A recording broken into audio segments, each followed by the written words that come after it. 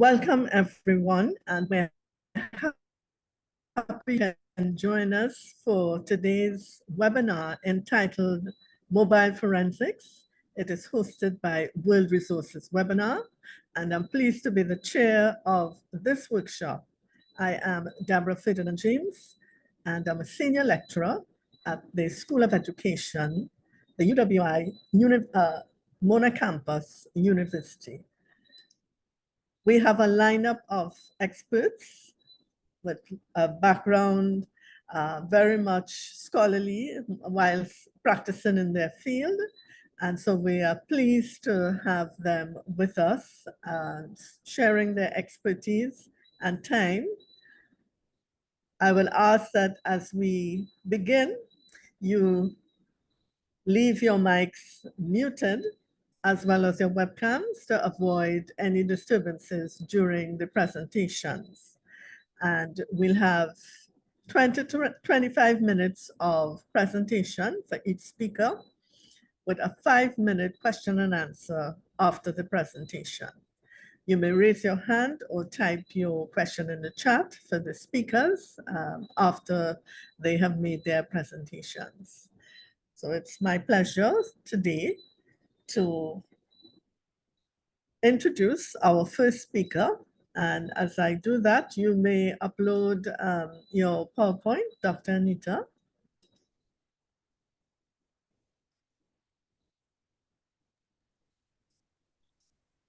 Dr. Anita? Yes, sir. Okay, so Dr. Anita has completed her MSc and MPhil in computer science and information technology from Marathwada University, India.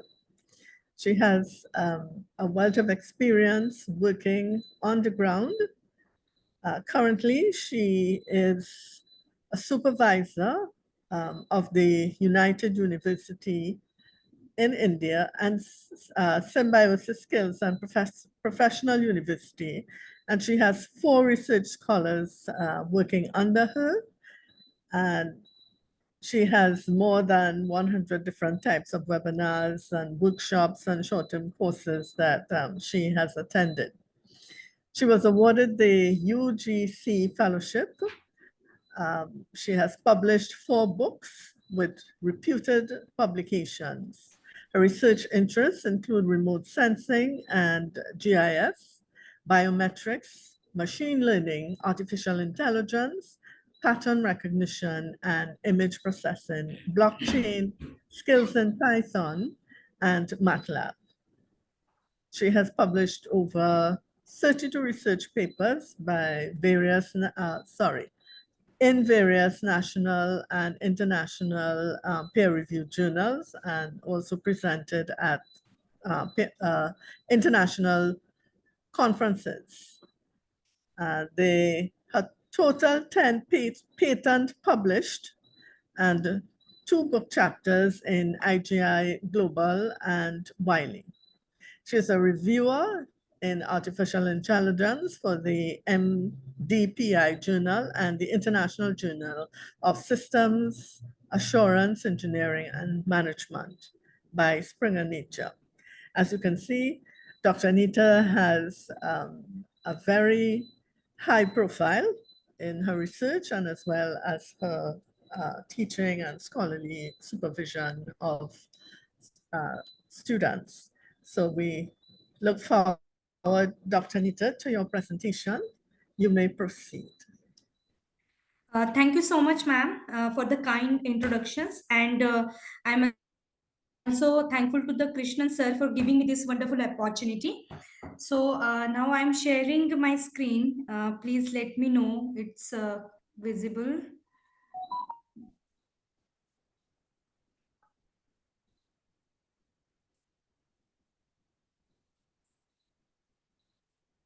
Yes. It's coming up. It's coming up. Yeah. Yes, we can see your screen. You just need to put it into presentation mode. Okay, fine.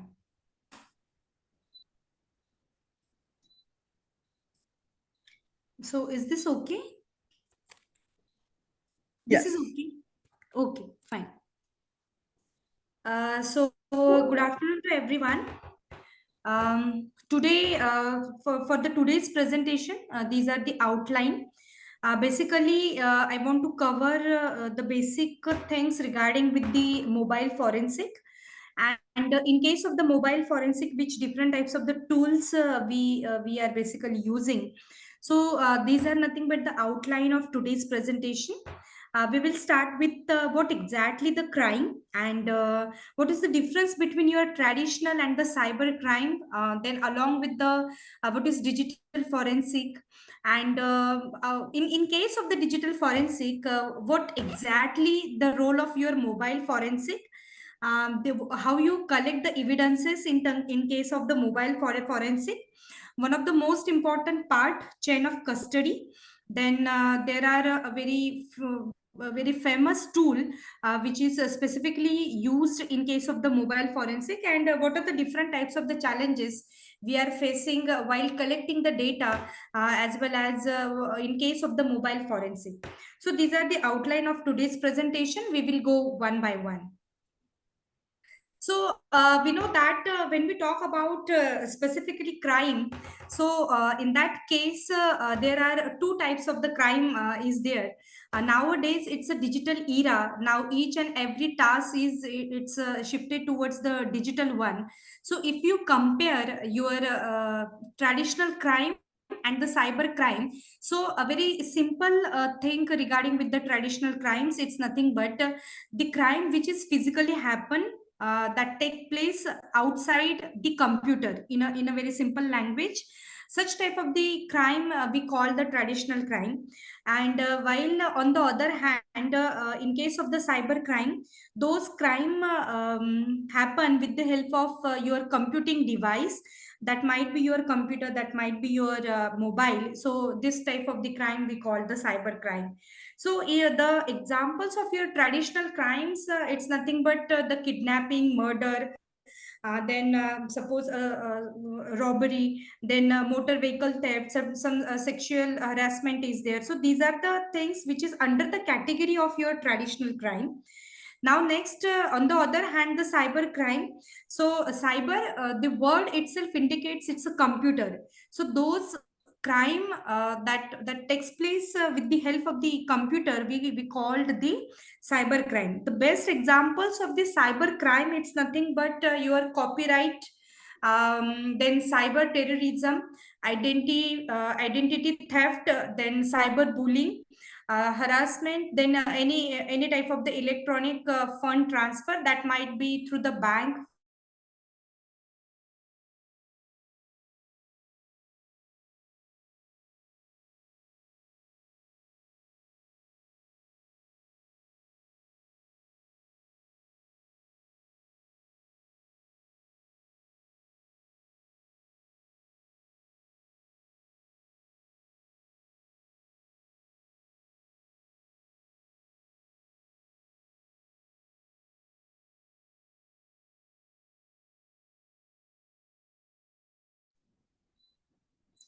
Dr. Anita, I think we might have lost you. Are you there, Dr. Anita?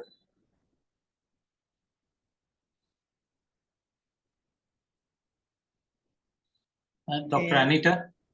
Yeah, I think we are having some technical difficulties. Yeah.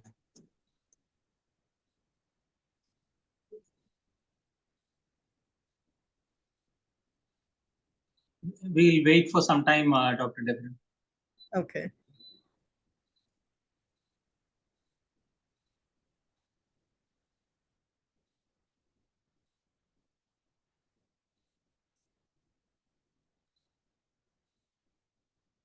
Okay, so we have a small group with us. If you'd like to just open your mic and tell us where you're from and the university you're representing, or what's your field, so we have a sense of who is on the platform.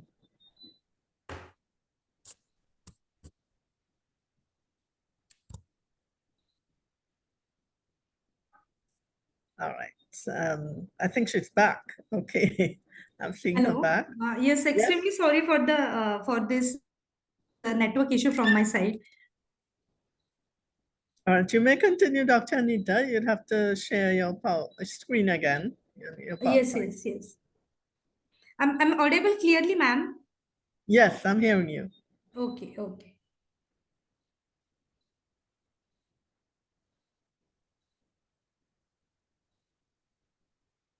Slides are also visible? Yes, you just need to put it in full screen mode. Okay, fine. Yes, sure.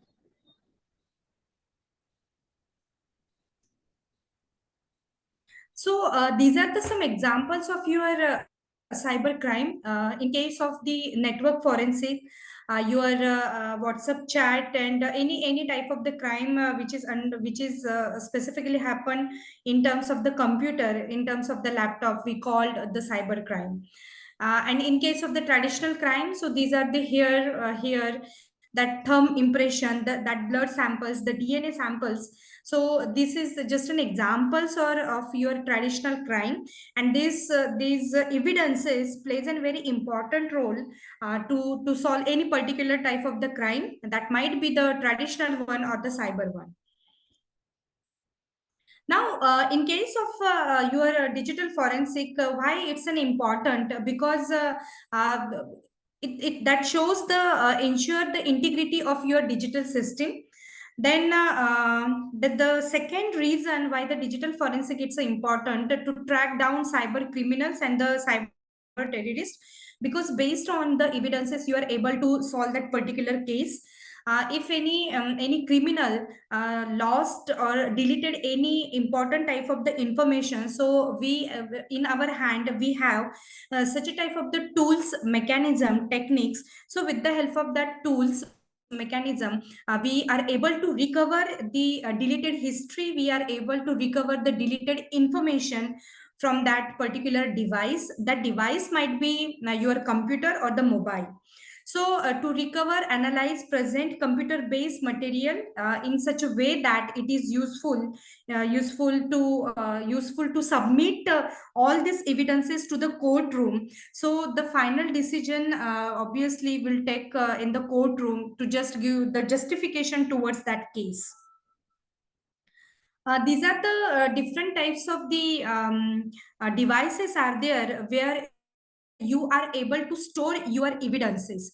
So basically your evidences might be stored in a CD, DVD, pen drive, hard disk. So these are the storage devices are there, which is plays a very important role in case of the cyber crime. So and after storing particular evidences on this in this storage device, and we just put this onto your laptop, and then for the further process analysis and the report generations, all these things will happen. So in this case your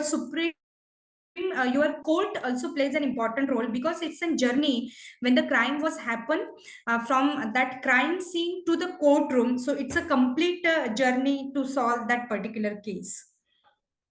Now when you handling any type of the evidences, so there are few things we just consider while specifically handling any type of the evidences. So first thing, you don't modify the evidences, keep as it is for the analysis purpose. Now if you have to risk modify something, make sure you know what you are doing. Supposed to be generally what will happen, we are creating we are creating FTK image, means we are creating a duplicate image of that original evidences, and then only on that particular duplicate image we are doing the processing, like analysis, like any type of the manipulation. So the FTK imager or the duplications of that particular original evidences plays a very important role. So make sure if you modify your data, so what exactly the purpose of that modification, you just remember these things. Now the third principle, record everything you do in a right order. So because it's when you solve any type of the crime, so in that case it's very important to record each and everything in terms of the file format, in terms of your soft copy or the hard copy, because obviously we want to submit all these records into the courtroom, and based on that record, based on that evidences, the case justifications is there. So someone must take responsibility for making sure everything that is done is both legal and according with this principle. So it's very necessary to handling the any type of the evidences. So this principle plays a very important role. So benefits of your digital forensic plays a very important role. With the help of the digital forensic, you are able to recover the deleted or the lost information from your mobile or from your computer also. Now it's again very important towards to detect what type of the fraud was occurred, and how you prevent the best solution towards this. Now the second benefit, it's nothing but the cyber crime. It's very important to monitor and investigate the cyber crime. And the most important thing, in case of the digital forensic, we are able to collect the digital evidences, and based on the evidences plays a very important role. So we are collecting the digital evidences. So these are the 4 to 5 benefits of the digital forensic. So this is nothing but just a background. What exactly the difference between your traditional crime and the cyber crime? We also saw, sir, a certain type of the examples where we actually in our real day-to-day life we use the concept of this cyber crime. Most of the time our data from the mobile or the laptop may be hacked, and we don't have an idea. How the process or what exactly happened. So those who are the hackers are there, they are very smart, and they are designing a small piece of code, and with the help of a very small simple link, or they just insert a small piece of code in the link. And most of the time we also known that we are unnecessary receive an authenticated message or email. So just remember, don't click on this type of the messages and link, because obviously which is very harmful to your system. Okay. Yes, so these are the part we already covered. Now come to the part of this, what exactly the meaning of digital forensic. So in case of the digital forensic, when we talk about specifically digital forensic, so it's a branch of your forensic science, which what exactly the main aim of your digital forensic. It's nothing but to recover and investigate the digital evidences. So this is the 2 main purpose of your digital forensic. First, whatever the data you lost, okay, or whatever the data you already deleted by the criminal, so you are able to recover that data. So data that might be your images, text data, WhatsApp data, maybe audio, maybe video. So data maybe any type of the data you are able to recover. And the second, the most important thing, it's nothing but the investigating. Now on the basis of what type of the evidences you are collecting, so on the basis of that thing you are able to investigate that particular case. Now if you want to define the digital forensic, so it's nothing but there are 4 to 5 different types of the operations we are basically perform in case of the digital forensic. First, it's nothing but the collection of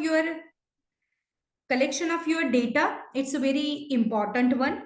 All right. Yes. So the data may be primary data or the secondary data. Here the data, it's nothing but the evidences. So in case of the digital forensic, in case of the mobile forensic, we called that data, it's nothing but the evidences. So the first thing, it's very important to collect max to max the evidences. Okay. Yes. Supposed to be any crime was happen. So those who are the police inspectors are there, cyber criminals, cyber the things are there. Okay. CBI is there. So their first responsibility, it's nothing but to collect the evidences in a very proper day. All right. Okay. Anita, Now the second, it's a Dr. Anita, excuse me. Your yes, presentation ma'am. went back into edit mode. Could you put it back into presentation mode, please? Okay. Okay, ma'am. Okay. Yes, please. All right. Thank you. Yes. Next, it's a preservation to store the data, to store that particular evidences. So for that purpose, we use the storage media like your hard disk, pen drive, then your floppy disk. So these are the preservation media is there through which we are able to store our evidences very carefully. Then for the analysis purpose, we are having different types of the tools. And then lastly, we are creating one report, what exactly happened. And with the help of this different types of the tools, the analysis will be there. And at the end, we are able to create one report, and that report should be submitted to the courtroom. So and then a decision will then decision will take place. Okay. Yes. So basically your digital forensic, it's nothing but the collection, preservation, analysis, and presentations of computer based material in such a way that whatever the evidences you are collecting, and whatever the report you are generating, so you want to be able to submit that report to the courtroom. So the goal of the process is to preserve any evidences in its most original form. So always remember, when we are working with the any type of the evidences, we are creating the duplicate image. Duplicate means a bit to bit copy of that particular image. So for that purpose, we are having the FTK imager. The FTK imager, it's a digital forensic tool. Basically this tool is used to just create the duplicate or bit to bit copy of your original evidences. All right. Yes. So when we talk about the data or evidences, so obviously we after collection of that particular evidences, we want to store the evidences in terms of the volatile and the non-volatile data. So this is a very simple thing. We know that in case of the volatile data, we store the data in a temporary way, and in a non-volatile in a permanent way. So in case of the non-volatile, we just store the data or the evidences in a hard disk. Okay. And in case of your volatile data, we are storing in a random access memory, RAM. All right. Okay. So this is the volatile data and the non-volatile data, which is again very important. How you store your data, either in a either in a RAM memory, or in a hard disk. Yes. Now, when we talk about the types of digital forensic, so digital forensic, it's a very large area. There are basically there are different types of the digital forensics are there. For example, media forensic, network, wireless, database, software, email, memory. So these are the different types of the digital forensics are there. One more, mobile forensic. And in today's lecture, we will focus on one of the most important type of your digital forensic. It's nothing but the mobile phone forensic. Okay. Yes. So mobile forensic, you can say it just and the branch of your digital forensic, and from these slides onwards, we just understand what exactly the meaning of the mobile forensic, what are the different types of the tools specifically used to provide the best solution towards the mobile forensic. Mobile, we know that we know the mobile concept. Okay. Yes. Forensic, it's nothing but the investigation. So it's supposed to be any crime was happen. That crime might be the traditional one, or might be the cyber one. Okay. Yes. So in both the things, your investigation plays a very important role. So if you want to define a mobile forensic, so it's nothing but a branch of digital forensic. So I already give you idea. There are different types of the digital forensics types are there. So one of the it's nothing but your mobile forensic. So what exactly the mobile forensic? It's nothing but to your recover of your digital evidences. So the digital evidences might be some WhatsApp text, might be some type of the images we generally stored in our gallery, or maybe the audio, maybe the video evidences. So we want to be recover that digital evidences or data from your mobile device under forensically sound condition. All right, yes. So basically, what exactly the purpose of your mobile forensic? We want to be recover your digital evidences. So when we talk about specifically mobile forensic, so only the crime which is related with that mobile. If supposed to be any criminal is there, he obviously used mobile to search any type of the history, okay, through Google Chrome or through Mozilla, right? Okay, and after performing that particular crime, so that might be chances that the criminal deleted all the history, okay, or he or she might be deleted some images which is a very important evidences, or might be some chat, all right, okay, or some audio record, audio or the audio or the video things that might be deleted. So we have a power with the help of this mobile forensic tool, we are able to recover all these things. All right, yes. So this is nothing but the mobile forensic. Now when we talk about specifically mobile forensic, so we know that your cell phone, okay, yes, because nowadays each and everyone having their own cell phone, right? Okay, so people don't think about securing their cell phone. Mobile forensic, it's nothing but the branch of your digital forensic simply, and we are able to recover the different kinds of the evidences, which is the evidences which is available in that particular mobile only, right? Okay, so the investigator significantly reach to the criminal. Data types could be available on a mobile device. So which type of the data we generally consider when we talk about specifically mobile forensic? So in that case, your contact number, right? Okay, the call record, SMS, MMS, and deletes details about that particular SMS, MMS call history. Okay, some sounds, email messages, notes, and the calendar. So these are the data, you can say. Apart from that, any images is there, audio file, video file. So these are nothing but these are the different types of the data evidences which is specifically available into your mobile. Dr. Anita, you have 5 more minutes. Okay, ma'am. So in case of so identification, preservation, analysis, documentation, and presentation, these are nothing but your mobile forensic process. Each and every time you just follow these things.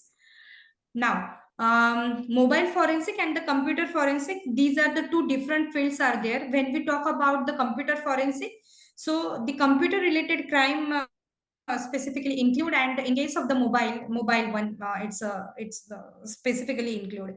So many different types of the challenges we are facing during the mobile forensic, like many different types of the hardware, very large number of the operating, because each and every mobile system having a different types of the operating system. Now one more important feature, it's a security feature, which is again the very important one. So these are some names of your mobile mobile manufacturers. Now when we talk about the evidences, so in case of the internal memories, SIM card and the external memory. So these are the three devices are there where you are able to store the evidences. Your evidences mainly find in an internal SIM card and the external memory. So investigation, it's very important in case of the mobile forensic. So firstly, your phone memory data will be collected. Okay, the forensic workstation, we are having a proper mobile forensic lab. On that particular laptop or computer system, whatever the required digital forensic tools which is installed, and depending upon user requirement, depending upon what type of the cases is there, finally the report will be generated. Now these are the some process are there while you just remember when you collect the data. Forensic imaging, it's nothing but to just create the duplicate copy of your evidences. It's a bit to bit copy actually, and you just transported that particular evidences to the library, and then perform the analysis. Now one more important thing, it's nothing but the chain of custody. Very important role in case of the digital forensic. You just go with the computer forensic, network forensic, cloud forensic, mobile forensic. So in each and every forensic, your chain of custody plays a very important role. It's nothing but the forensic link, the document, that particular evidences passes from one hand to the another hand. So when such a type of the evidences passes from one hand to the another hand, so so they are filling such type of the form. So case number, then who submitting this, who accepting this, what are the different types of the quantity. So it's a compulsory to fill this form when you hand over any type of the evidences to the next person or the next department. So this type of the chain of custody form we have. Now chain of custody, very important role. Acquisition, digital evidences, capturing of that particular evidences. Okay, duplication, always we are working with the duplicated data. All right, yes. So this is the most important part when we talk about the mobile forensic tool. Celebrate, this is the paid one, which is a very important mobile forensic tool. So the key features is nothing but this forensic tool perform logical files and the physical extraction data.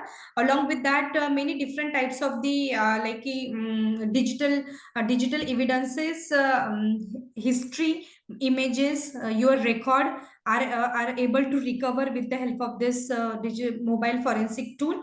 Then oxygen forensic, this is again one more important tool which is specifically used to just bypass screen lock on your popular on Android device. And with the help of this device, you are also able to extract the cloud data. All right, yes. Now mobi edit. So this is again the one more important forensic tool where you are able to just extract some physical and the logical data. Okay, if you want to recover any deleted history from your mobile, so you are able to just recover the deleted history. Next, it's your phone pa. It's freely available. You just entered the phone pa, so you just required one cable to just connect that particular phone to your laptop, and you are able to recover the photos, audios, videos, WhatsApp chat, even your contact number. It's also able to recover with the help of this phone for mobile data recovery. Now, when we are working with the yeah, one more minute, please. Thank you. Yes. So, so this is nothing but we are facing some challenges to the mobile devices. So what exactly that challenges? It's the mobile device that might be battery should be removed and put the device into the appropriate container, and then find mobile device in a damaged state. Then if supposed to be if supposed to be any crime was happened, but you are found that mobile in case of the damaged state, then it's very difficult to just extract the data from that device. So this is the most challenging task. This should brings to lab in order to examine it carefully. Device which closed by the secret numbers can also be, means we are generally providing the password. So we are also having such type of the tools. So password cracking, it's also possible with the help of this by using this mobile device things. So these are the different types of the challenges we are facing while we are working with the mobile forensic. Yes, thank you. Okay. Thank you so much, Dr. Anita. You certainly laid the Thank you, ma'am. foundation for us for the the remaining presentations, but you gave us, a basic foundation of Yeah. mobile and digital forensics, the concepts and the different types of tools. And so the floor is now open. We'll take one or two questions because we're running slightly behind. So Yes. a small group, so you may open your mic and ask your questions to Dr. Anita. Yes, please. Okay. Well, just one question. I think we are all familiar with the phishing, which happens a lot in emails. What could we do to avoid that, Dr. Anita? Sorry, ma'am. The phishing, like when you get these anonymous emails from strange persons in your emails, and you have to report it to your IT. Yes. Okay. So, to provide the solution towards such type of the problems, so the first thing, do not click on such a type of the link which is harmful to your devices. The second thing, you just verify from who is the sender, from whom you particularly receive that particular email. And if supposed to be you are feeling that this email is harmful to your system, so you just delete that email. You must report the email to the report phishing, like we have one option in case of the Gmail and Outlook. So you just report that email, it's a very harmful to my system, and please avoid such type of the things. And yes, the most important thing, one more, it's nothing but to just update your security software, antivirus, and all these things to avoid such type of the things. Yeah. Okay. Thank you very much. And we now look forward to our next presenter. So Dr. Anita, you can stop sharing. And Yes, ma'am. Thank you so much. Thank You're you. welcome. You're welcome. While I introduce Dr. Hema, I'll ask her to go ahead and begin uploading her presentation. Dr. Hema is a dedicated researcher currently affiliated with the University of Guelph in Canada, where she actively conducts research in various domains, including blockchain technology, big data analytics, artificial intelligence, and machine learning. She is also guiding PhD and master students in their research endeavors. Previously, she served as an associate professor in the Department of IT, and she was also head of the Blockchain Technology Special Laboratory at Bannari, Amman Institute of Technology in India. She has a proven track record of research collaborations with Canadian government bodies and funding agencies, and she has published numerous articles in Scopus, WOS, and SCIE indexed journals. She has presented her work at national international conferences. She is a certified AWS cloud practitioner and IBM blockchain developer.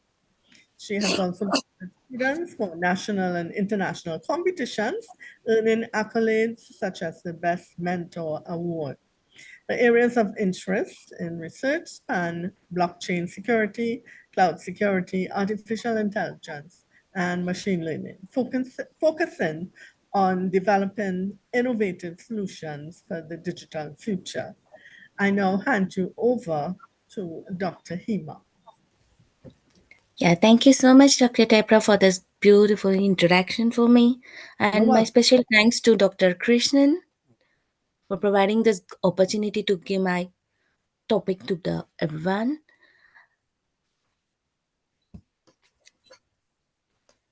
Yeah, hello everyone. So this is my topic of the day, and this is artificial intelligence in mobile forensics, applications and limitations. So as you all know, the agenda of my is introduction. I start with the introduction, but what is mobile forensics and its challenges and role of AI in mobile forensics, then followed by AI-powered tools and enhancing the data analysis with AI in investigating decision making and overcoming challenges and limitations. Now, I start off with the introduction of mobile forensics and its challenges, as Dr. Anita has briefly introduced about what is a mobile forensics and digital forensics and its challenges and tools and everything. Now I just want to describe the digital technology advances in mobile forensics. As the digital technology advances, so too must the methods and tools used to investigate the cybercrime. And this mobile forensics, altogether with artificial intelligence, are rapidly becoming the indispensable in the field of digital investigations, aiding investigators in extracting and analyzing the digital evidence with greater speed and accuracy than ever before. So, in this presentation, I will explore the transformative power of mobile forensics and AI in digital investigations. So, to dwell into this, I will start up with the specific application of these technologies and the challenges, the ethical and legal consideration that might be considered when using them. For that, you need to know, first of all, what is a mobile forensic? As per the understanding from Dr. Anita's presentation, so it is the process of extracting digital evidence from mobile devices for use in digital investigation. So it involves the collection and analysis of data that's stored on mobile devices such as smartphone and tablets to uncover potential evidence related to a crime. So the digital evidence it collected from these devices that can include call logs, text messages, emails, social media activity, photos and videos as we seen in the Dr. Anita's presentation. And mobile forensic is a critical aspects of digital investigation as mobile devices are increasingly used in the commission of crimes. The ability to extract the data from these devices can provide a valuable evidence for law enforcement agencies and help solve the crimes. However, the process of extracting the digital evidence from mobile devices it can be a challenging due to the complex nature of mobile operating system, and then it's rapidly evolving the technology and the vast amount of data that needs to be analyzed. So, what is the role in mobile forensics? So, these are the three important role of AI in mobile forensics. The first is the due to the rise of this artificial intelligence in mobile forensics or digital forensics. So, this integration in the digital forensics, that is the artificial intelligence technologies in digital forensics, has revolutionized the way the investigators approach the data analysis. So AI algorithms it enable faster and more accurate insights from large volumes of data that leads to the greater efficiency and effectiveness in investigation. So one of the main advantage of using this AI in digital forensics is its ability to analyze and complex data sets that human investigators may not have the expertise or time to process. So machine learning, so it is a subset of artificial intelligence. It enables system to learn and improve from its experience. So this allows a more accurate and pattern recognition and anomaly detection. So this deep analysis can help uncover previously undiscovered connections and patterns that may be relevant to the investigation. So the major benefits of AI in data analysis are these three things like identifying anomalies, trend analysis, and efficient processing. So, in case of identifying the anomalies, so the AI can identify anomalies in data that may not be detectable through manual analysis, so which leads to a faster identification of potential threats. Coming to the trend analysis, the AI algorithms can identify the trends over time, giving investigators a better understanding of how the data is evolving and potentially pointing to future threats. And in case of efficient processing, AI can process vast amount of data much faster than human, leading to quicker identification of patterns or clues that may be relevant to an investigation. So a key benefit of AI in digital forensics is its the ability to assist in decision making, Predictive analytics, another subset of this AI, can assist in identifying the potential aspects and predicting cyber attack patterns and prioritizing the investigative leads. So this supports can enable the investigator to make more informed decision and allocate resources more effectively. So let me give one real-time example before going to this AI-powered tools. So there are several real-world examples of AI technologies being used in digital forensics. For example, the European Union's Horizon 2020 project Takedown that involves a collaborative effort to develop an AI toolkit for law enforcement to combat the cybercrime. So the toolkit it focuses on automated analysis of the social media and other online platforms to identify and track the individual involved in criminal activity. And some of the example is developed by the MITRE Corporation. So they created an AI-powered system called Structured Intelligent Biometric Analysis, shortly called as in cyber, so which analyze large amount of data from various sources to identify the individuals of interest based on the behavior patterns. So the system that can provide the insights to investigators such as social connection and potential motivation for the criminal activity. So together this use of AI in digital forensic is rapidly expanding and transforming the way the investigator approach the digital investigator.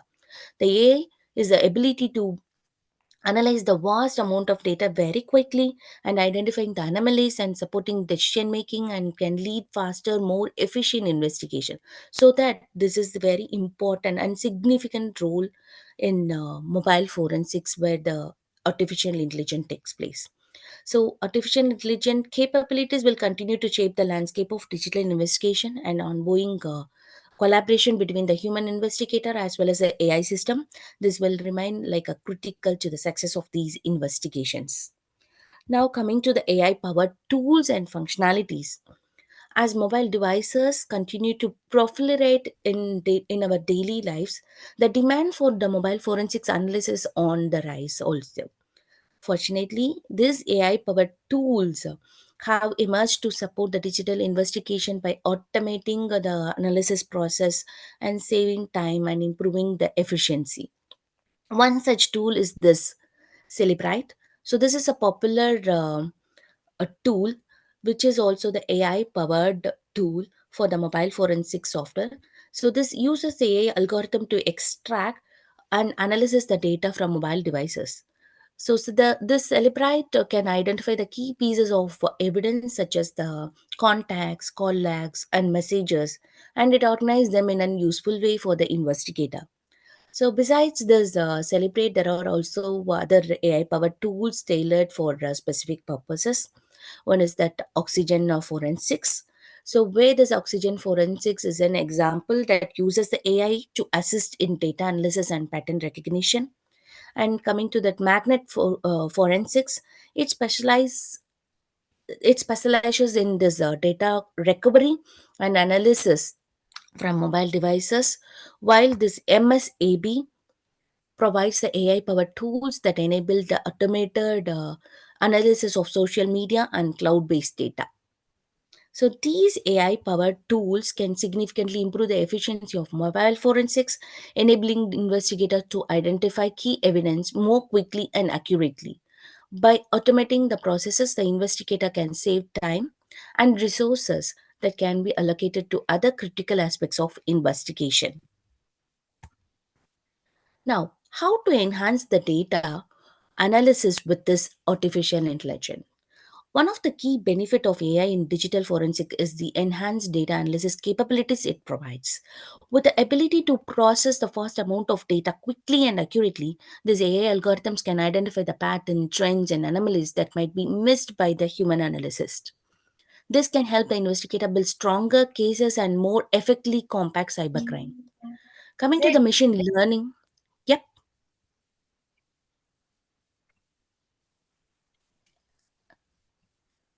hello? You may proceed, Dr. Hema. I think that's someone who had their mic open. So I'll just ask Fine. participants to close their mics, please. Yeah, that's fine. So, this machine learning and the pattern recognition. So, the two key AI techniques used in digital investigations or machine learning and pattern recognition. The machine learning involves the training algorithms to recognize the patterns in data, enabling them to make the predictions and identify the anomalies. Whereas the pattern recognition, it involves using the algorithms to detect and identify the specific patterns or signatures in the data, such as the malware or the phishing attacks. By utilizing these techniques, the AI systems can analyze a vast quantity of data quickly and accurately, and it enabling the investigator to identify the important evidence and build stronger cases. So this can be like particularly useful in the cases where the time is of the essence, as AI can help prioritize the most critical leads. Then coming to this identifying trends and anomalies. This is being another benefit of AI in data analysis is the ability to identify the trends and anomalies that might not be immediately visible to the human investigator.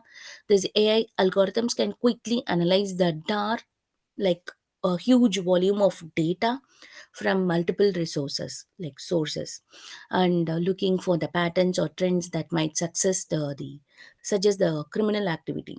So this can help the investigator uncover new leads and build stronger cases. Similarly, AI can help to identify the anomalies in the data, such as unusual network activity or unexpected changes in user behavior. So these anomalies can identify the presence of the malware, then hacking attempts or other cyber threats.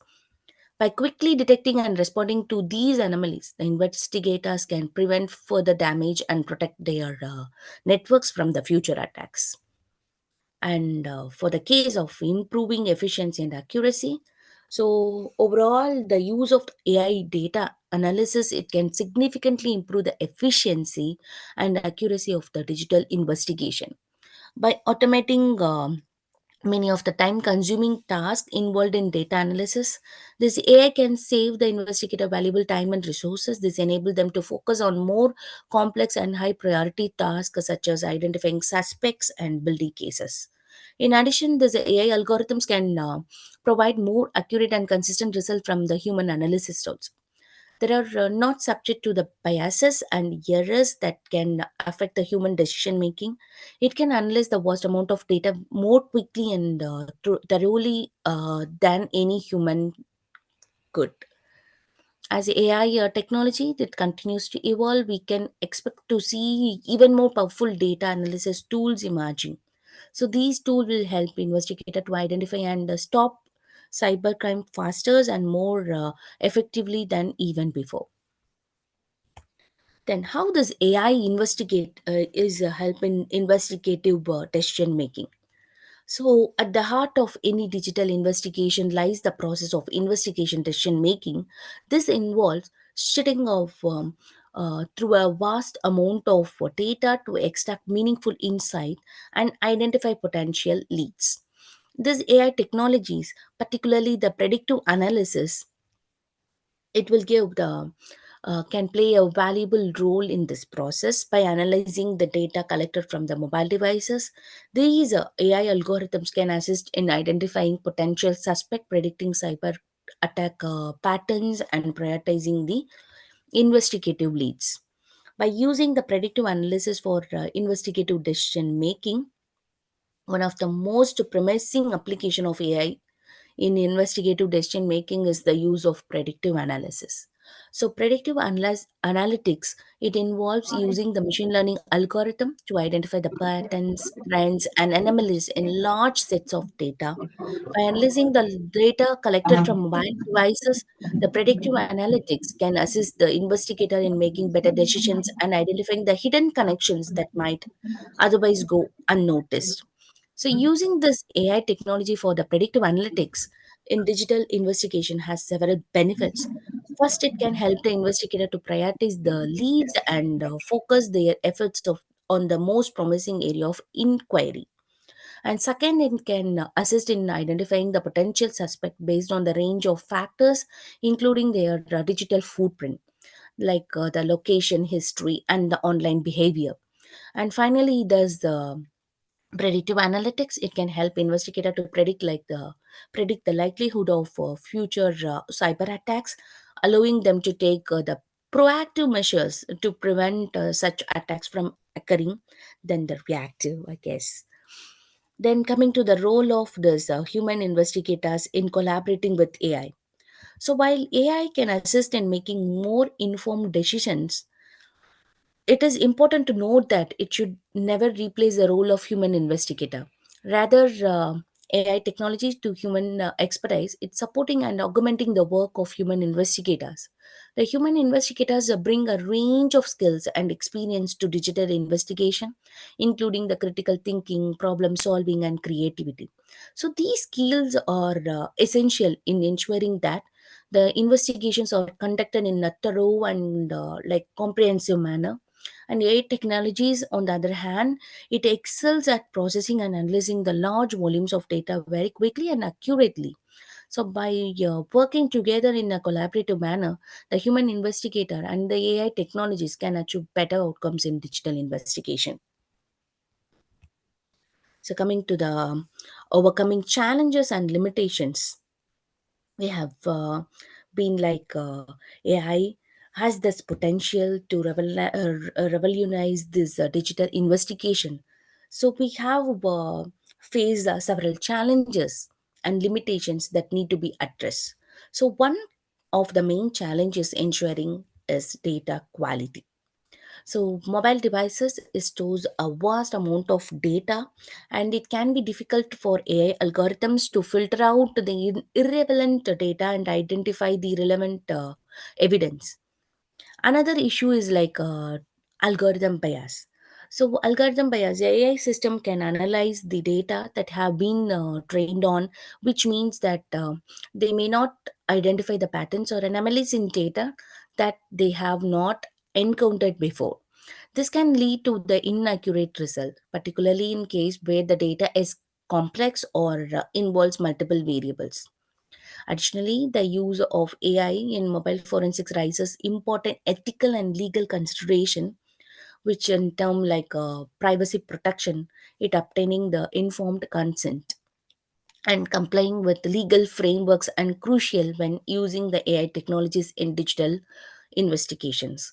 So failure to can compromise the integrity of the investigation and violate the rights of individuals. Furthermore, the AI system, it requires ongoing training and development to ensure that they remain effective and accurate.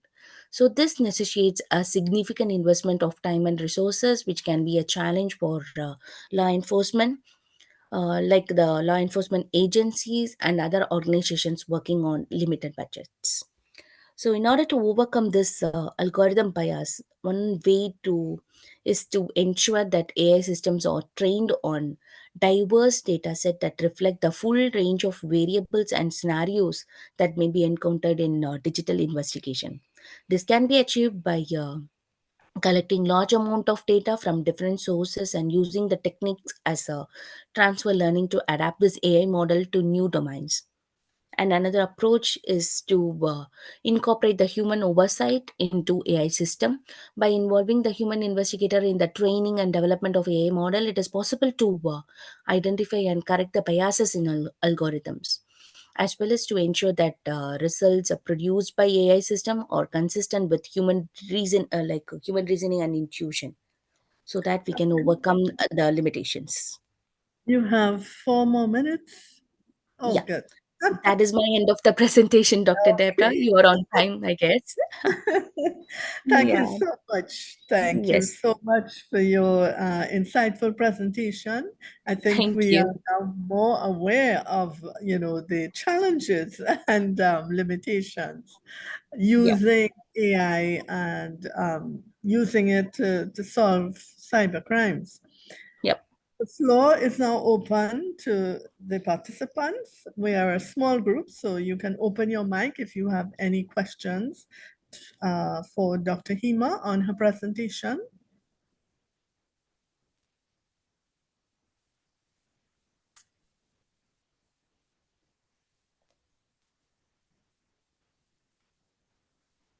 Okay, Dr. Hema, you All right. mentioned Yep. the AI tools. I was wondering if these are, freely available, or do you have to, purchase the software, and is it very expensive?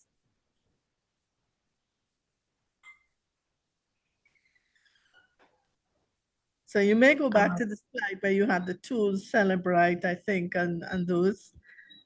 But yeah, are those tools freely available, or you have to pay, and purchase the software and so on? So it could vary from AI tools, like it's being like usable for the users. You can give us a trial, and for the later purpose, you can pay and go with that tools. So it's not like a open tool, as this is like an you can do check with that, and I will give that separate like talk for the celebrate. So it's like an open, you can get started with that, and after a few cases you need to be like a pay for it. So it's Okay. like a case to closure. Okay. And Yeah. in terms of using the tools, Yep. how do you know which tool to match with the level of the crime? Because I guess all the tools will not work the same way. So how do you Yes. know how to match the tool with the type of crime? This AI powered tool is particularly for this data extraction and analysis from the mobile devices, as well as like they are like automative analysis process for just saving time and improving the efficiency in investigation. So these tools they are like including for automated data extraction software like advanced search algorithms, and they are using the analytics tools also. So this is for like decision making and prioritizing the investigation leads, where the investigators can use these various AI powered tools. It is not like which one is like a best suit of the combinations, but you can select based on your purpose.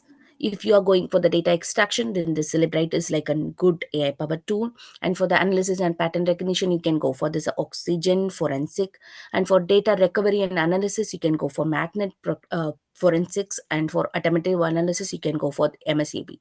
So for the different purposes we can use the different AI powered tools. So this is not like restricted. You can also have like a number of AI powered tools, like where the uh, researchers are like providing the tools which is useful for the investigators. So it is not restricted, and we can't tell like which is the best suit of all this. This is not restricted as it is.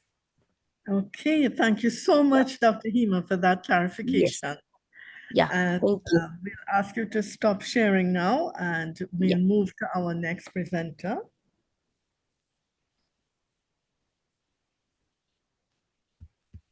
Okay, Dr. Comfort, are you there?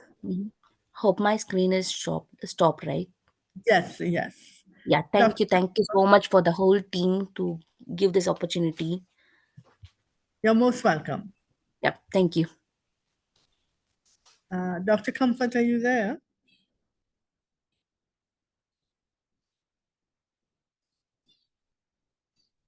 Okay, I don't think we're hearing from Dr. Comfort.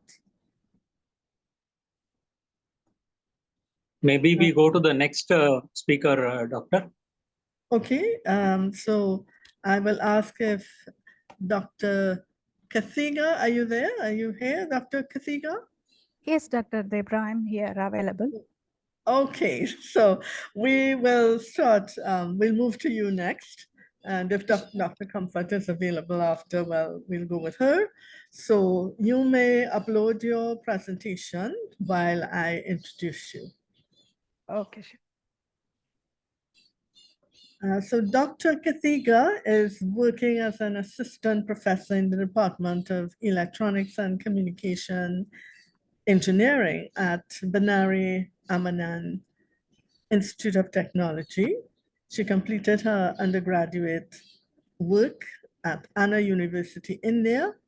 She did her master's degree in communication engineering at Coimbatore Institute of Technology, India, and she is currently pursuing her doctorate of philosophy in the area of wireless communications.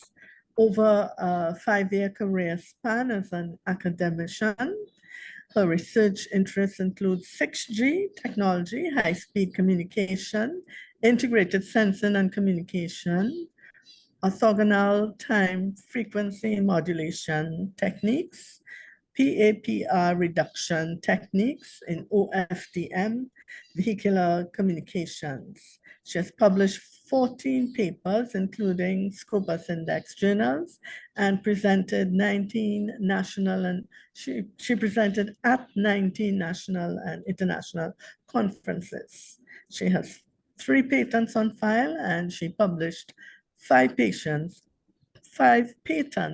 in Indian patent journals. So it's my pleasure to welcome and hand you over to Dr. Karthiga. Thank you for a nice introduction.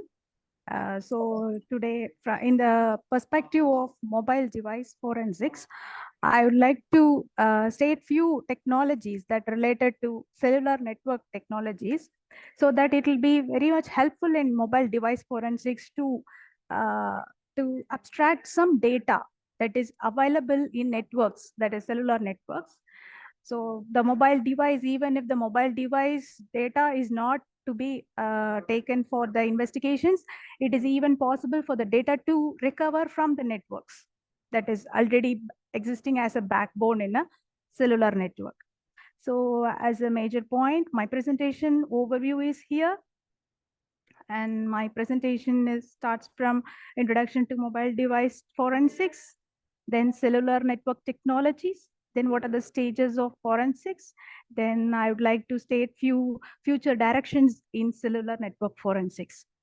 So I hope everybody would know what is mobile device forensics. And this is a brief introduction of what is mobile device forensics. And where mobile device forensics is an application of scientifically proven methods to collect, preserve, examine, analyze, and report digital evidence to provide a conclusive description of cyber activities on a mobile device. So in this presentation, I would like to state some understanding on the data storage and device communication with cellular networks and mobile technologies. So let me take up see, the main drawback with mobile device forensics is our mobile device is not persistent for every decade of time. It is evolving for continuous, even it is very much fast evolving with networks as well as mobile device. Lot many changes are there. So our perspective of acquisition of data for forensics cannot be restricted to one particular methodology. So based on the evolution of networks and network technologies and mobile device perspectives, advancements, and those things are to be understood for betterment of device forensics, acquisition of data. So in that, let me have a brief note of how cellular technologies are evolved. So from 2G to 5G and 6G, I'd like to state the network technologies that are adapted. So cellular network is a backbone for every mobile device. So the mobile device can be communicated only with this backbone network, and it is the understanding of cellular network is important for mobile device forensics. So in cellular network, first, the cellular network and communication systems are divided into regions like cells and for efficient mobile connectivity. And this will function by connecting devices to central system where voice and data are transmitted, and that functionality must be understood. Then understanding network interactions can reveal crucial data that is required for device forensics. And the last will be the impact on data recovery, where retrieval of information aiding in criminal investigations and legal proceedings are to be stated. So this is the evolution of mobile networks. Initially, it started with 1G communication, where voice is being communicated over the mobile phone, and in 2G, where SMS messaging and limited internet access are being supported in 2G mobile devices, and while the next upcoming was the 3G mobile internet, where emails are being sent via mobile phones. Then in recent years, we are being using 4G mobile internets and 4G devices, where fast mobile internet are accessible and online gaming is possible. And even now we communicate we share our information by this video conferencing, and high definition videos are being stated. All these things possible because of this advanced technology of mobile. And by the fifth 5G communication is already has come up, and which is where the fast mobile internet with AR and VR ability has come up. Then future works and research works are being going on for evolution of 6G, and it will be coming up in next few years, where massive devices are being to be connected with massive connectivity and high-speed networks, with even high-speed trains and aircraft communication is being possible. And vehicular communication is also being upcoming for the 6G networks. And next, this is the technologies used in every point of generation of mobile networks, where 1G is being using only analog communication, and 2G has been deployed in early 1990s with CDMA technique for multiple access of users, that many users can be using this resources, so that multiple users can be accessing. And GSM is one breakthrough technology that is being used in 2G. And then 3G has UMTS and WiMAX operability. And 4G deployed with the LTE, long-term evolution, has been deployed in 2010. And then 5G is deployed in 2018 with International Telecommunication Union, and 3GPP has been established, where the main motive or features for 5G was 3 times higher spectral efficiency than 4G, and downlink throughputs has been speed up with 20 gigabits per second. And these are the evolution. This has to be taken into account, so that understanding the evolution and the device hardware architecture and the cellular architecture has been varied, so that the criminals or investigations to be data acquisition from mobile devices is possible, as well as data from the network is also will be useful for the security purpose. So initially we start with GSM Foundation, and where they use CDMA technique. These are the components, basic cellular components, network components were this, where we have a mobile station with a SIM card.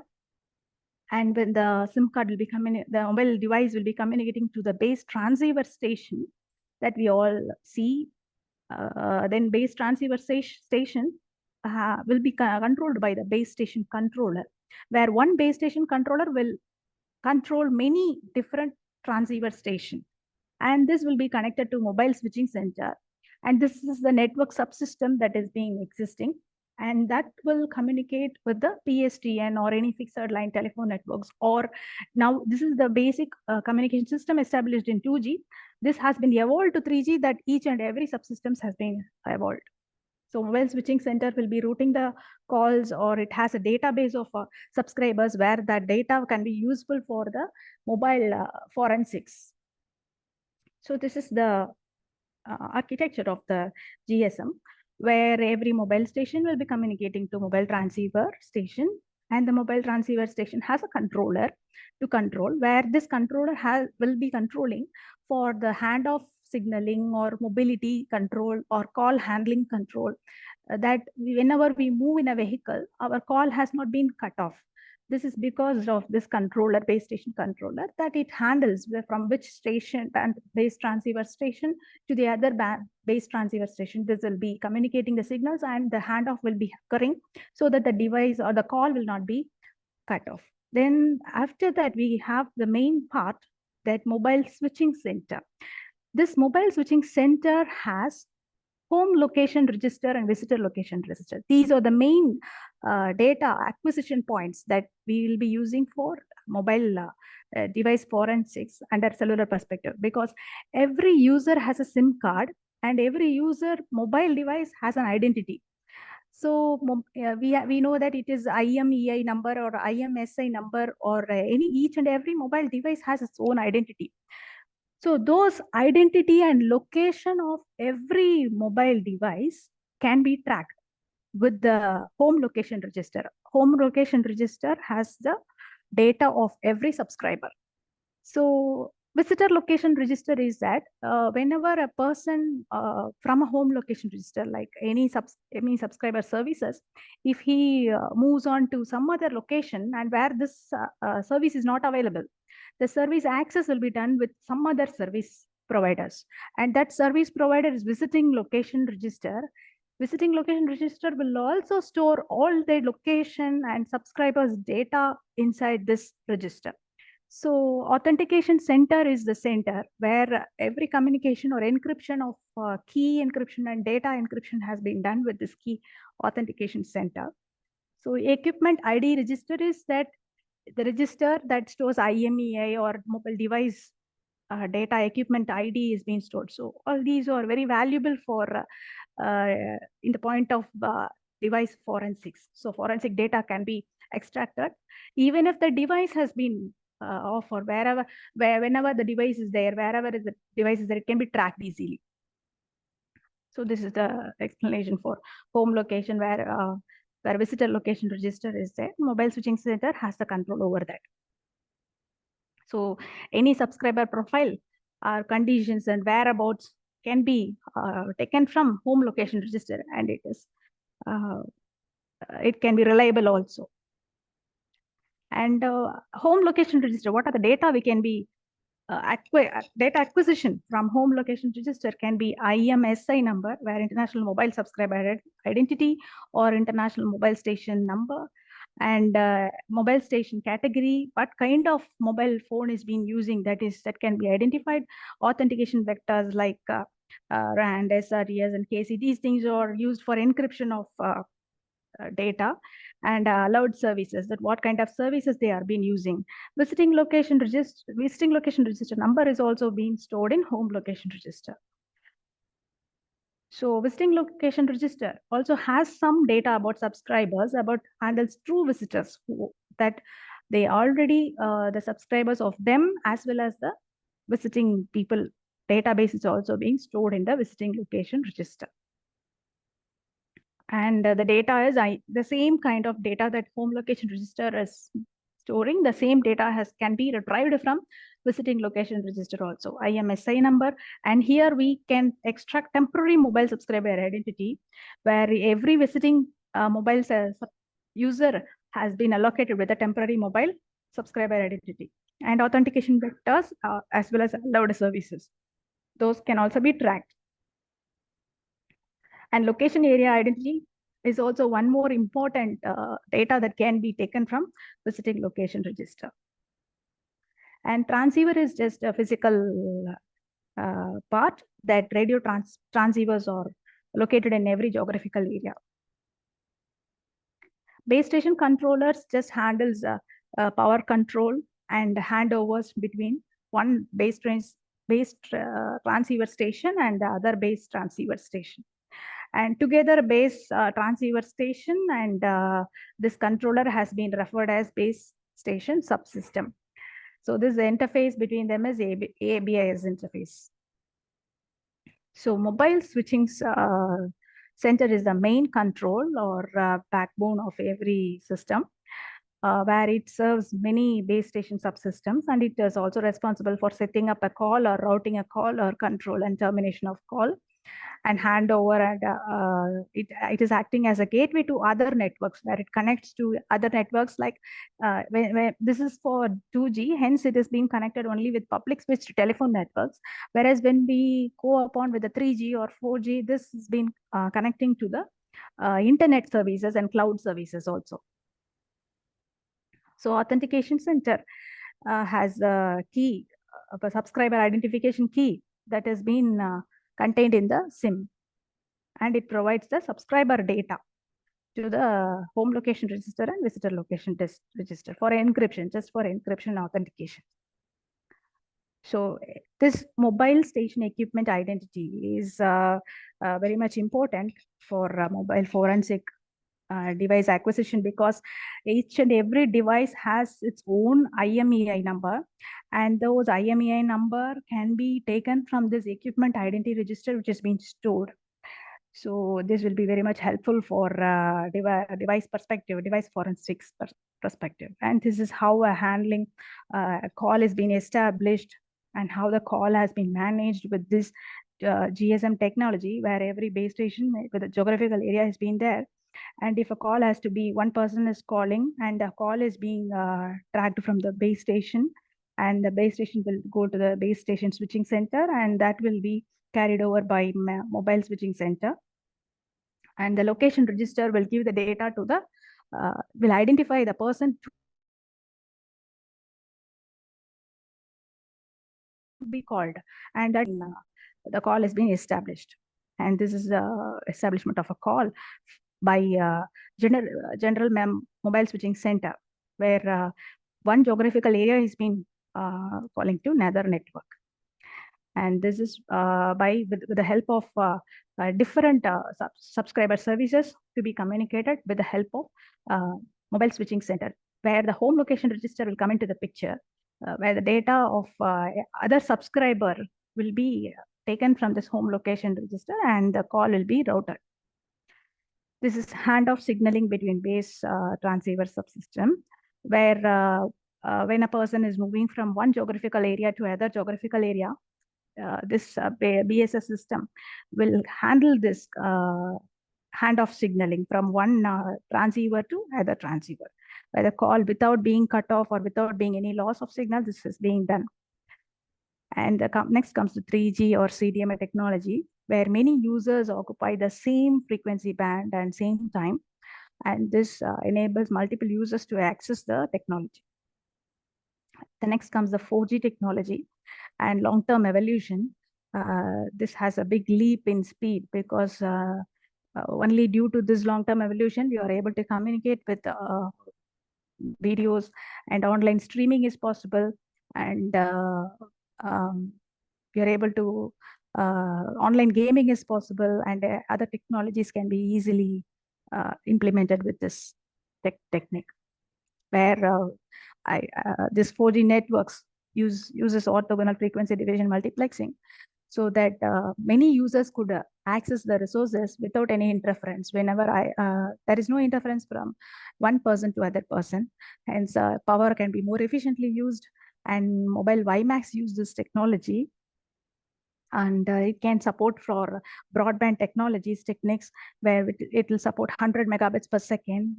And the speed is also supported with the help of MIMO technology, so that the speed has been enhanced to 144 megabits per second. This is a comparison of 3G and LTE, where I would like to state one biggest difference is that when all the existing core, where home location register is the same home location register has been replaced as HSS, and the PSTN network is also connected. The major difference lies with the IMS, where IMS is the main system that manages the internet services, because LTE has a major breakthrough with internet service access. So this services has been enabled by the IMS, where this IMS has the data of application. In 4G LTE, in every mobile device, 4G mobile device, we can see many apps are being supported, application. So application layers, and each and every app has its own connected to its mobile device. So even if we switch to another mobile, we can even access our old previous application data through the new device. So this is being done with the help of this IMS. Hence, this will be very much helpful for mobile device forensic analysis and data acquisition, because any fraudulent or a problem or criminals has been using some mobile data, or we are able to take some data from the mobile device, and this IMS can retrieve the app-based data, where the people, whatever the access of application has been done, wherever they unknowingly registered their mobile ID or any other ID data has been registered with these applications, all those things can be tracked with this IMS server. This is the main thing that I'd like to state here. And this is the main advantage of this IMS, where this IMS stack is this. This IMS stack has our mobile device or any other device that has applications, where these applications are stacked with this IMS stack. And these applications, each we may have multiple applications in our device. So all my applications are established with the API key. We know that, and this API key is established, and this SIP request is being sent to the IMS server, and then it is received. So all those services are established in the device. So any app-based data can be taken from this IMS. You have 4 more minutes, Dr. Karthiga. Yes, sorry, but so this is about IMS services, communication services, and video call. All has been established only because of this app, and these app data can be retrieved. So this is about 4G LTE architecture, where IP networks was being connected with the help of IP networks, and we have, instead of mobile switching center, we have a serving gateway, and we have another gateway. So HSS is this home subscriber system where we can get the data of the subscriber. So this is the evolution of 2G to 5G, where the upcoming 5G has lot of impact, because many devices, or we are going to any small WiMAX or Wi-Fi devices are to be connected, and Internet of Things is being upcoming. So all the things will be connected to the internet, and even if we lose any data from the mobile device, we can even access it with the Internet of Things by using this IMS server, and it has a lot of impact with that. So for the 5G technologies, this is 5G network architecture, and where SDR and edge computing has come up. So any data, we need not go for the server-based data. Any mobile device data can be even taken from the edge computing devices. So by using SDN, and this data can be acquisition of this data can be done with this new technology of 5G or 6G. So this is the protocol stack, and this is the physical layer of establishing any 5G devices, and this is the transmission. Okay, let me not state this. So by comparing all these things, so each technology has distinct features, so that data extraction analysis can be done. So stages of mobile forensic processes: preparation, collection, examination, analysis, and reporting.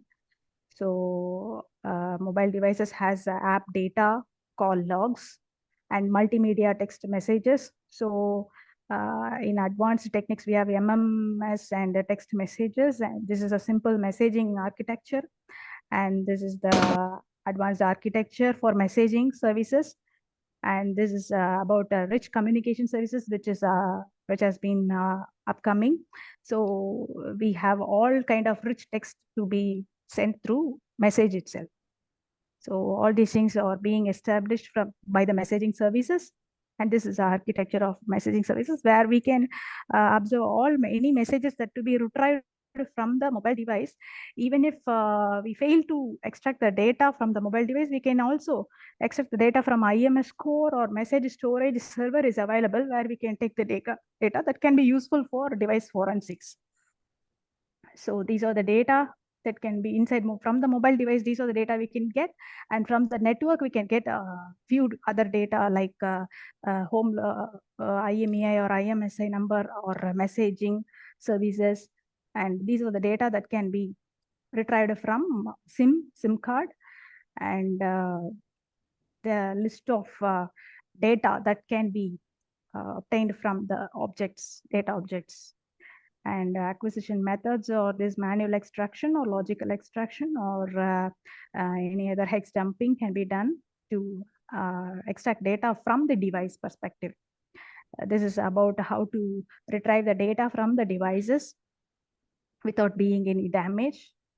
So these are the list of data that can be taken, and app data can be taken with the help of some software or tools, and extraction of data in Android can be done with the help of some some tools, and future direction in cellular network forensics is these are the upcoming technology, augmented reality or virtual reality, and drone or smart massive Internet of Things to be connected with high speed, and data is to be transmitted and received. So in this large connectivity, our backbone or cellular network is also being evolved, and that can be utilized for device forensics. So IoT devices, can be the data from the IoT devices will be helpful for device forensics. And these are one more important point, last point that I would like to state, that while we obtain all these data from these cellular network or devices, we have to follow some legal procedures on this, and these are the lawful methods that is to be stated.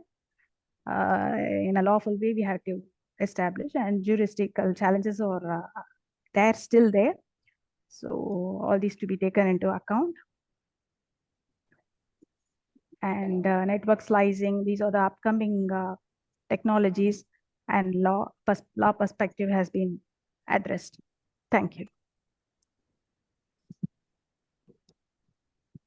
Thank you, Dr. Karthiga. Your very insightful and technical presentation. Your slides were very attractive. And so we thank you for taking the time to diagram all the architectural layers and so on. I would now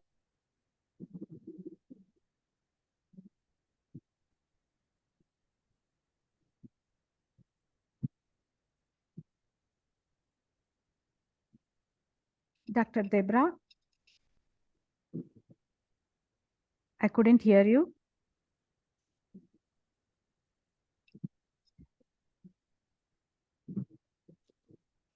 Dr. Debra, can you hear me?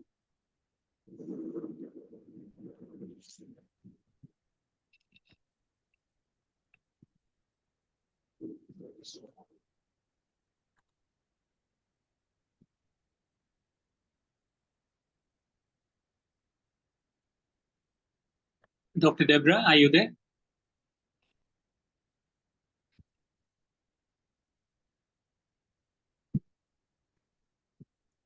Even I cannot hear Dr. Debra. Yeah. I'm sorry, my internet just went down. Are you hearing me? Yeah, we could Okay. hear you now. Okay, I do apologize for the disconnect. I'll keep my, let me turn my webcam off because I may be experiencing low bandwidth. And actually I was going to ask Dr. Karthiga about the signal blocking. This is what happens in Jamaica because we have very high mountains here. And so very often as a user, sometimes my students complain, those in rural areas, that they can't pick up the signal. Yeah. Could you shed any Yeah. Sure. So this is due to the problem of large number of users has been using with this low bandwidth. See, you did not get the bandwidth right now.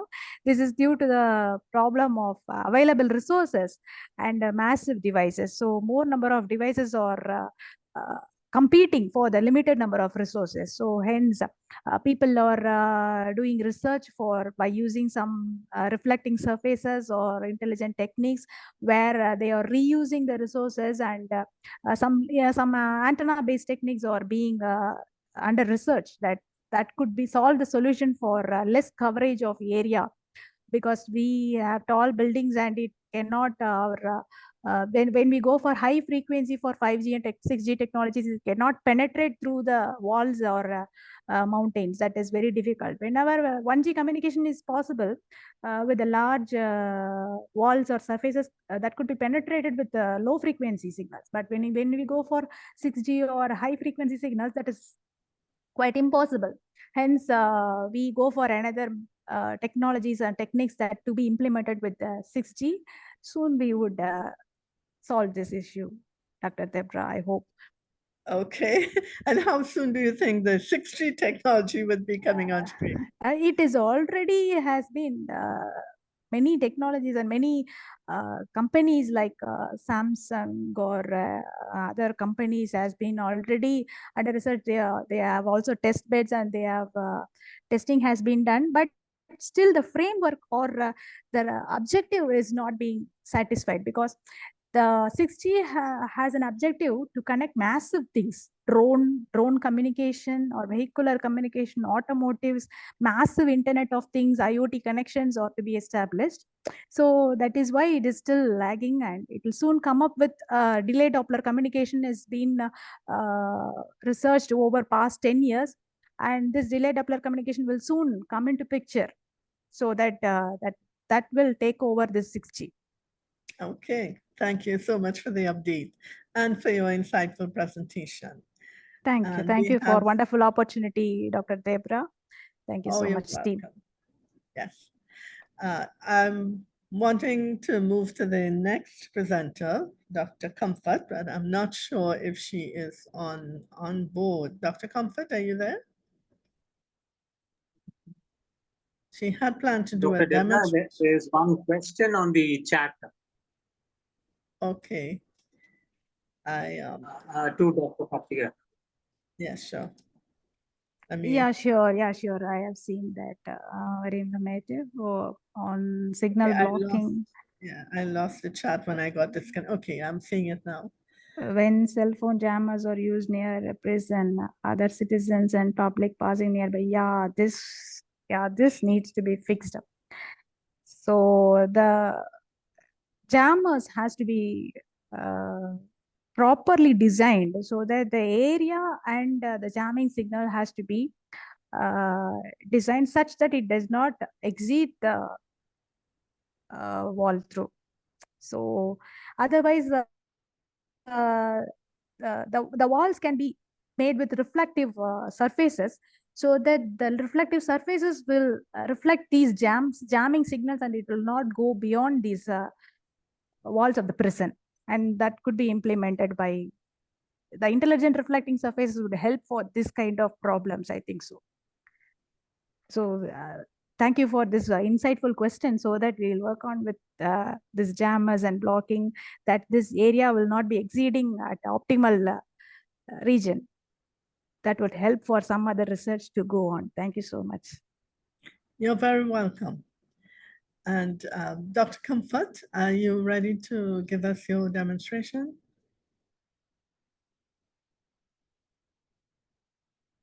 Okay, Dr. Comfort, would you be presenting? Because you are now the last presenter. Hello. Yes, we're hearing you. Yeah, please, I requested that you allow me package my. Okay, you're breaking up a bit and you're Yeah, soft. yes. I'll send it. I'm using the Okay, that's a little better, but you're still soft. Hello. You're not coming across very clearly. I'm not sure if you Okay. want to raise your Yeah, can volume. you hear me now? Okay, yeah, we're hearing you now. Yes, I said I'll package my and send it. Oh no, you're going in and out. Your voice is fading in and out. Oh, so I'll send it over, please. Well, we're just getting bits and pieces of what you're saying, Dr. Comfort, but we can't understand what you're saying. We're hearing the sound of your voice, but we can't clearly understand what you're saying. Okay, let me send it. Yeah. Yeah, you're going in and out. I'm not sure if you're hearing me clearly, but your audio is not fluent. It's going in and out. So we're hearing like you will say something and then we don't hear you, and then we get the next bit.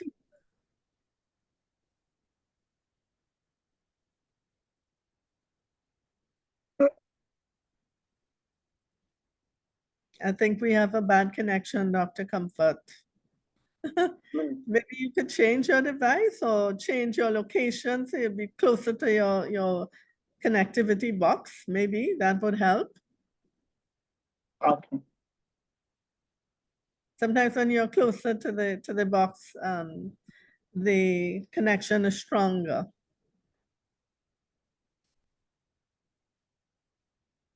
Okay. Dr. Comfort is saying she will share her work with you so that you can get, her presentation. So I think Dr. Krishnan will close off here. I'd like to thank. Yeah. I'd like to thank on behalf. Dr. Debra, you can conclude. Yeah, so we'd like to thank on behalf of World Resources webinar all our presenters for sharing their expertise and their experience with us. I think today we certainly are leaving with a better appreciation for the importance of mobile forensics, given the digital environment that we are now in and continue to be in the future. It's not going away. So we're very thankful for those insights shared. And I want to thank also the participants for your questions, for your patience. We had some ins and outs with the connectivity, but you were very kind. You stayed on the platform. Do remember to fill in the attendance form. The link is in the chat so that you can get your participation certificate. And as always, Dr. Krishnan, we thank you and appreciate your behind the scenes organization and coordination of everything that goes on. And I think that would be the end of the webinar. Dr. Krishnan, would you be sending the Dr. Comfort's presentation to the rest of the presenters? Yeah, once I receive, I'll share it to all the participants. Okay, so participants, you can look forward to receiving Dr. Comfort's presentation. Do have a wonderful day and come again to our webinars in the future. We have the dark web coming up. I think it's in October. So do participate and we look forward to seeing you again. Thank you and have a nice day. Thank you, Dr. Debra. You're welcome.